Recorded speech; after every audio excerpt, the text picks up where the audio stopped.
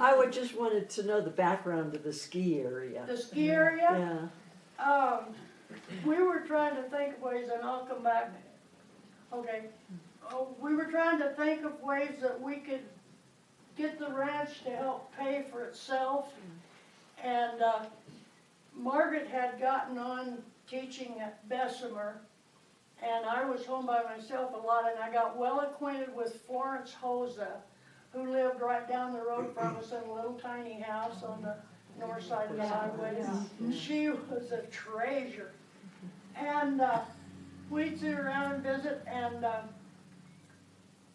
one day I said, you know, we thought about maybe trying to put up a small beginner ski area. Maybe that would work. And she says, well, you know, my son Kenneth has always thought that hill over there would be ideal for that.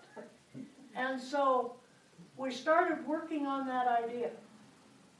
Well, we went down to San Isabel and visited with the man who had the little ski area down there, Glenn Broden. And we were going to go into business with him to build a place on us. But this is where I get involved with the mafia.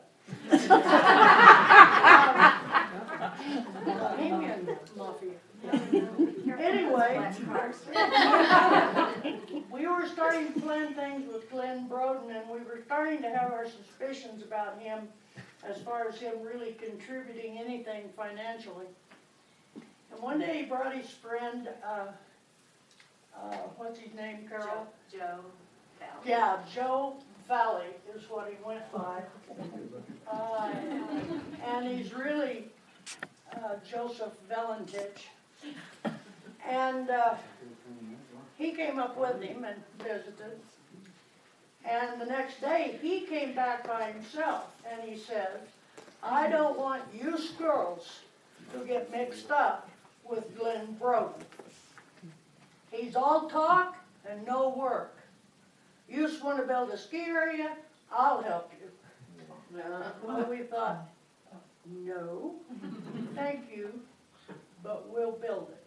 And so we sat down with Kenneth Hosa, who was our neighbor, and with him, we built the ski area. He was a good builder. He was a master sawyer in the sawmills, and he sawed all of the knotty pine lumber that was in that building. And then I borrowed Quentin Engelman's biggest truck, and I'd hauled wheat all my life, so it was no problem.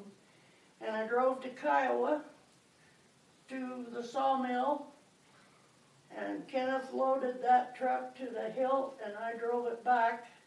And then he built the ski lodge. Margaret and I really couldn't help him much doing that. We had too much else to do, and I wouldn't have been any help. Margaret would have. And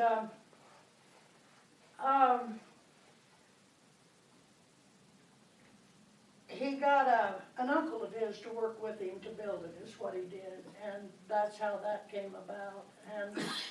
And it was a really good thing. And I think the only thing Margaret and I really realized out of it was our first brand new 3/4 ton 4-wheel drive pickup. We actually bought that for ourselves from what it earned. The rest went into paying for the place. And Is that lodge still there? Huh?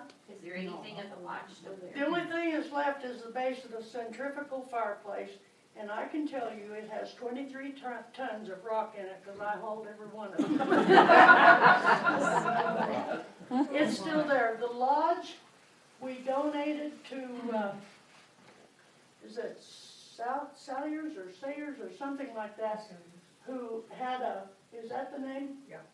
They had it's not New Hope, but they had kind of a Christian-based camp of some kind they were putting up over in the hills, and they moved the lodge over there board by board and put it back up exactly like it was, except for the fireplace.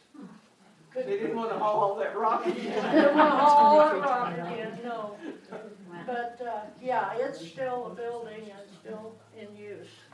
How many years did you have the ski thing going? I think we started that about 67, 66, 67. And then we closed it down about 84, Okay. along in there. And it's really odd because since we closed, it was about the time Conquistador was trying to get going. And they brought us a lot of business because people would get up there in the wind would be killing them. So they'd come back and ski at our place. But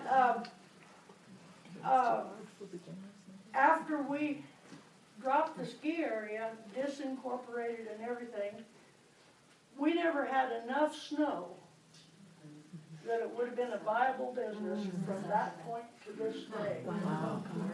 And that's odd. I mean, that's climate change, I think. Could I want to elaborate a little bit on your association with Joe Valley, because I don't think Clara did justice to her connections to that. Remember, anything you tell about me, I can get it. I know anything about So they didn't know of the rumors of his association with the Bohemian Mafia, a term sometimes used for those with Czechoslovakian heritage, which she has. I just want to point that out. And the organized crime scene were true, nor did they know if he really was a gun runner. But Clara did know her gut told her to keep some distance and not be beholden. In my experience, Clara's gut responses were pretty much always on target. Yet they liked him and enjoyed talking with him. To Clara, he was somewhat like her older brother, Gale. Both were World War II vets. Joe had been a Marine paratrooper. Gale had been in the infantry. She thought Joe acted kind of like Gale, and easygoing, genuinely fun, steel core. Sounds like a family characteristic. Over time, Clara watched Joe realize that he was dealing with two very self-sufficient women. Finally, with some reluctance, he admitted, "Okay, you don't need my help, but if you ever get in trouble, I can fix any judge in Pueblo."